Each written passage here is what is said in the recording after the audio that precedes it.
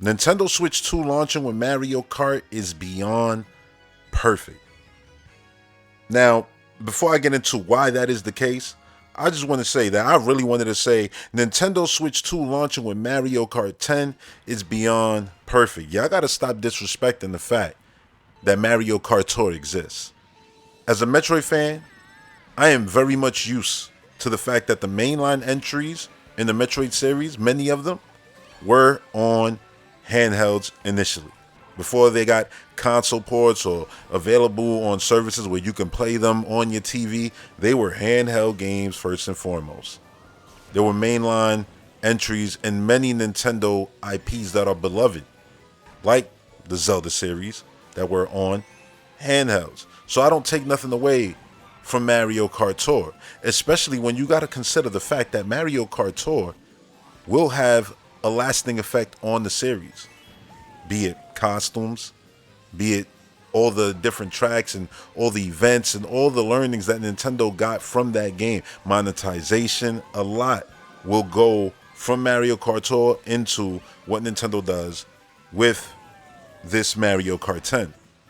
Also, so many folks are saying, oh, this is the first Mario Kart we're getting in 10 years. Again, disrespecting Mario Kart Tour. And look, I'm not a mobile guy. I didn't spend hundreds of hours playing Mario Kart Tour. I played it a bit, but not a ton. And that can be said about anything on phones. I primarily play on the TV with a controller in my hand. That's the way I like to consume this medium of video games. But many people, and Nintendo understands that sometimes they got to go outside of their comfort zone. You see it now a lot with Xbox, and you see it a lot now with PlayStation. When you see me playing Spider-Man, that's on the PC. See, Sony went out of their comfort zone. Nintendo did the same with Mario Kart Tour, but not only that, Tour ended up giving us, again, Mario Kart Tour is going to do a lot for Mario Kart. It ended up giving us the Booster Course Pass. So the Mario Kart team has been working. This always, oh, we haven't gotten anything for 10 years. Booster Course Pass is phenomenal and so different actually from the initial Mario Kart 8 tracks. You know, yes, it takes a lot from them, but they do their own thing. The multiple paths every time, you know, you go through a new lap. The second lap is different than the third one is different. Like, that's awesome. I love all of that stuff that they did with the Booster Course Pass. So we've gotten a lot of Mario Kart. I just wanted to say that. So put some respect on what came before. You know, you don't have to shade the last few years of Mario Kart because, well, Nintendo decided they opted out of putting the Mario Kart game 100% brand new and brand new advertising on Nintendo Switch. Instead, they did that on mobile. You know, they've been trying to grow that. And remember, when Mario Kart Tour was announced, they also announced Zelda. So that's probably still going to happen. Just saying. Let's move on now. Let's move on to what I actually want to get into. Why is it that Nintendo Switch 2 launching with Mario Kart 10 is beyond perfect? Now, look, it might not be called Mario Kart 10, but I'm going to call it 10 because we don't have a name right now, and I think that's the proper number entry that it would be if it was going to be numbered and not some Mario Kart Superstar, blah, blah, blah. You know, I don't know. But anyway, let's get to it. This is the perfect game for everyone. So launching with this, to me, makes perfect sense. This is the perfect game for everyone, for core players and the casual players. Everyone loves Mario Kart. Everyone wants brand new Mario Kart, so much so that we got the amount of stages you would get in the brand new Mario Kart in the Booster Course Pass, and we still feel like, yo, we haven't gotten the Mario Kart in 10 years. Mario Kart Tour, yeah, whatever. We haven't gotten the Mario Kart in 10 years. We've gotten a lot of Mario Kart stuff, but I get it. I understand the sentiment. We just got that Mario movie. We want new things. You know what I'm saying? I want road rash-like things. I want to be knocking people off of their carts and stealing their carts, all of that good stuff. Blue Shell, like, you know, that movie got me so hyped for a Mario Kart game. So I'm super excited for Mario Kart, and I know y'all are too because it's been so long since we actually got brand new Mario mechanics, and that's usually gonna come through a brand new entry. That usually doesn't come through DLC.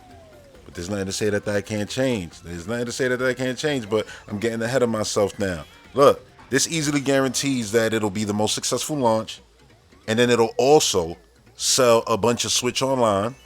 You see the money just piling up, right? You're gonna move hardware. You're gonna move $70 copies of that game more than likely, right? That's probably gonna be the pricing of that game, and yeah, it's guaranteed gold. You know, at least for the initial launch. What you do after, obviously, is going to have to be very important with your other software. But out the gate, having Mario Kart day one, Nintendo Switch 2, the only way you can play it, oh man, it's gonna be an event. So, yeah, what I think also makes Mario Kart the absolute perfect launch title is that, and when I say I mean perfect, I mean perfect. This is, to me, potentially now bigger than Wii Sports, bigger than Mario and Donkey Kong back on the NES, bigger than Super Mario World. This is gigantic, gigantic, because Mario Kart sold Super Mario 64 million units. Yeah, that's exactly what Mario Kart did. Mario Kart 8 Deluxe on Switch. The movie, again, that has us, excited for the next entry because we've been playing this one for a long time. The one on Switch has been played throughout the whole Switch generation, and many of us played it through the Wii U too. So all of those things add up to make this one of the most anticipated games, and makes it literally the best game that they could have chose to launch with because of all those things. Like, it's just a guarantee in so many ways, and brings all the people who purchase that game together, because we're all going to be playing it, and we all going to have Switch Online to play that, and then whatever DLC they have there day one, whether it's costumes and things like that, people going to be picking it up, so people are going to look unique versus other people's games. Everybody's going to be on that game at the exact same time, and that's great because that's the equivalent of them launching with a Fortnite. Now, I know things like Fortnite will be there, Warzone will be there. I'm saying that you're launching with Mario Kart, which is only available exclusively on Nintendo Switch 2, is going to be the biggest deal that you can do, period. Like, yeah, Smash Brothers would have been cool or something like that, and they would have done crazy numbers. But Mario Kart is just far more commercial, than Smash Brothers is. It's far more accessible. It's racing versus fighting and all of that. You know what I mean? It's just far more user friendly. So that's why I say this is the perfect game for launch. And what else makes it very, very, very good for launch is that it's a game on new hardware, a loved franchise that gets to showcase so many of Nintendo's IP characters and brand new graphics. You know what I mean? And you could play with these characters. You don't gotta wait for their specific game. You could, you want to play with Donkey Kong? Here's Donkey Kong in a brand new character model. You know what I'm saying? Something that I've been asking for a long time. So yeah, like, that's gonna be super cool, right? And then it gives Nintendo this one key factor, which I think is the biggest. It gives them full monetization of a Mario Kart game starting day one when the hardware launches. And they can use that throughout the whole generation, that game, and just monetize it forever.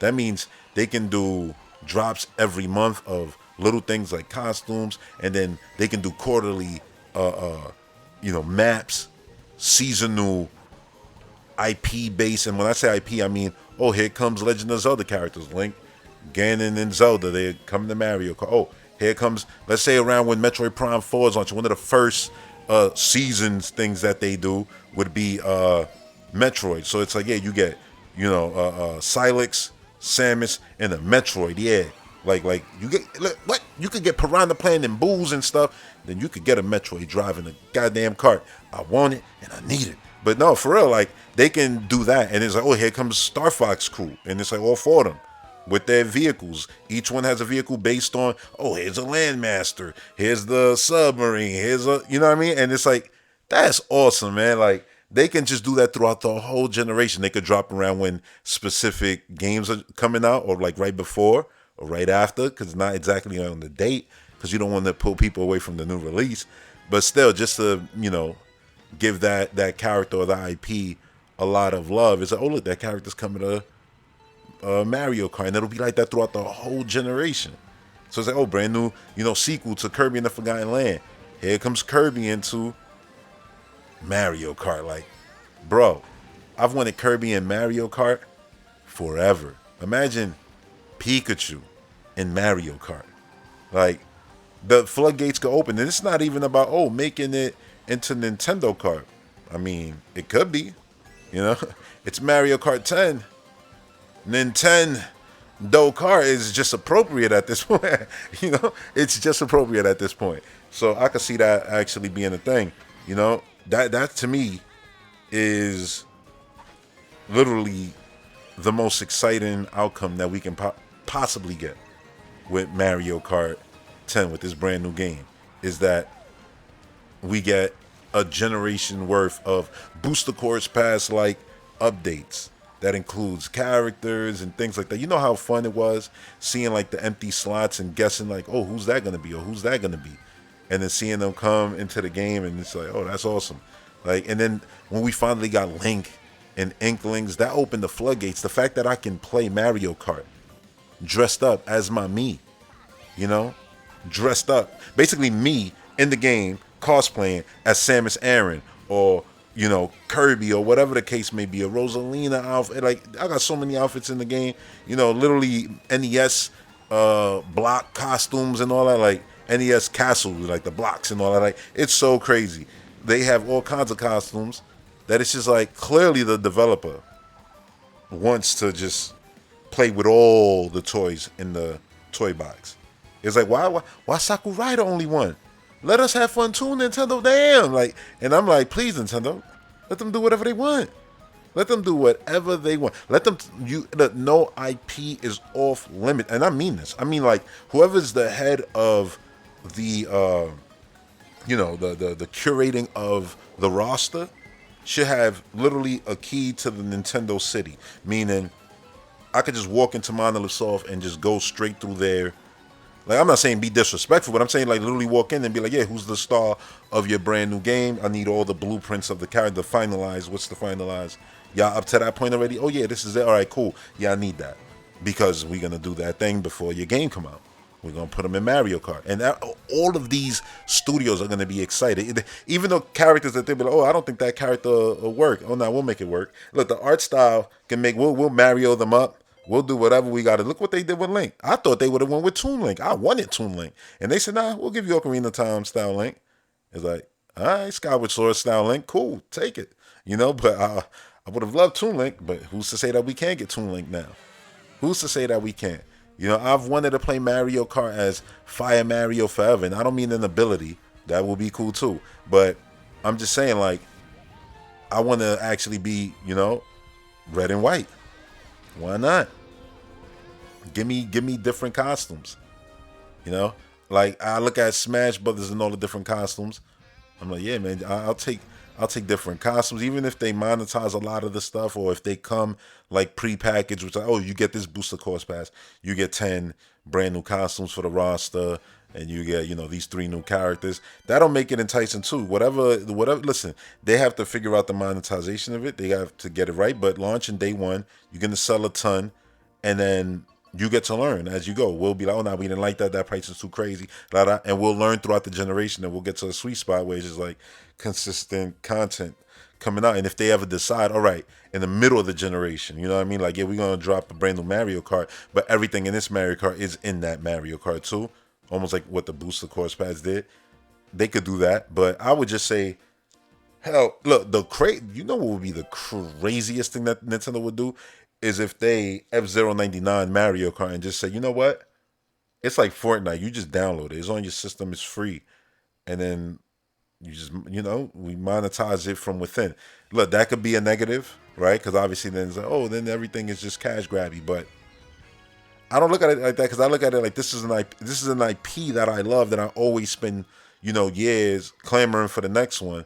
To know that now you just got this consistent rollout of content is awesome. That anytime I feel like playing Mario Kart right now, and I go back to the game, I can be like, oh yeah, you know what? I just finished playing Metroid Prime 4, the brand new 3D Mario game. I played through Monolith's new game. I played through a new Kirby game, a new Pikmin game. Like, just the list goes on and on. Obviously, Nintendo IP, right? And this is all going to be spread out. That's probably like 2 years worth of games, right? We would all want it to be, 6 months. Nah, but it's like 2 years worth of games. And so when you finally do get to, Oh yeah, I finished all the game. I want to go back to Mario Kart, and we probably watched multiple directs where you saw new Mario Kart, booster course pass. You became numb to it. It's like Xbox shows and seeing Sea of Thieves. Like you're just used to it at this point. You know what I'm saying? Like yeah, Sea of Thieves gonna pop up with some DLC. It'll be like that for Mario Kart, and it's Mario Kart. Every direct gonna have Mario Kart in it, and it's like yeah, maybe you don't rush to go play those things by year 2, year 3, because you just burnt out on Mario Kart. So by the time you come back, there's a whole new game there already waiting for you. And it'd be like that sometimes with games like whether it's Call of Duty or Fortnite, or it's like I'm leaning into one more than the other, and then I go into the other ones. Oh, look at all this new stuff here. That's cool. Like so that happens all the time. And there'll be events that might just pull you back into a game. Like I wasn't playing Fortnite right now for like the last 2 weeks. Right, I've been playing basically on my PC exclusively. I've been playing Spider-Man and Miles Morales, and I saw, the Godzilla event started. Let me go and get that Godzilla. And now I'm playing Fortnite again, I'm back there, trying to become Godzilla, defeat Godzilla. I'm unlocking Godzilla as we go, So that's the kind of thing that Mario Kart could pretty much do. And it's the perfect IP, other than Smash Brothers, that Nintendo could monetize in this fashion throughout the whole, generation. So yeah, Mario Kart, a launch title. Day one. It gets no, it gets no, it gets no top tier than that at all. Top tier than that. Like that's, I don't know how else to describe it, but the perfect game to launch any hardware with. You know what I mean? Like you'd be lucky to have that kind of game. Not many have that kind of game. Like for example, Xbox. They launched with Infinite. Infinite didn't do that for I said didn't do that like it already happened. Holy crap. But I mean, it is inevitable. Nah, it's true. Like, Infinite didn't do what Mario Kart is going to do for the Switch. You know what I mean? Because Halo just didn't hit the way Mario Kart did. And Halo isn't on the high. And I mean, Halo's never been as big as Mario Kart. But right now, it's not even on the high. When Mario Kart is literally on the peak. And it's like, this is not even like now it's gonna drop. No, the drop is the fun part. Like it's gonna get better, yay! Like like it's at the peak right now. Before it's like, what is it gonna become? It's about to get so good, and that's what this game is. So yeah, this game just has a lot more hype, customer trust. You know what I'm saying? Like that's just the reality of it. And I love Halo games. I'm just being honest. Like that's just the truth. So yeah, like this is big, like giant. And because Mario Kart is like a Grand Theft Auto, it's something like that where it's like, and they got that all to themselves, and it's one of those things where people don't just ignore it; they will go out and get the hardware for it. I know, Wii U, I know, but again, we're on the high peak and all that. Everybody's gonna want to play this game. They're gonna go out and get it. You know what I'm saying? Do you see the way Donkey Kong look? That alone is gonna get all the female gamers to pick up the game, you know what I'm saying? Because he went from being edgy Donkey Kong to now just being the suave. That's Poppy right there. You heard you call him Donkey Daddy, right? Nah, for real, like, it's gonna do crazy numbers. You know what I'm saying? It's Mario Kart, so yeah, man, that's hilarious. Yeah, man, that's Mario Kart. So